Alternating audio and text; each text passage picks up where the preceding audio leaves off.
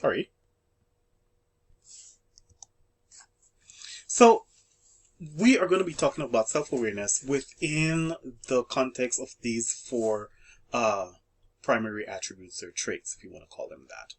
The first one is you have to know who you are. You have to know your own personality. And that means in the area of work, you have to know what your strengths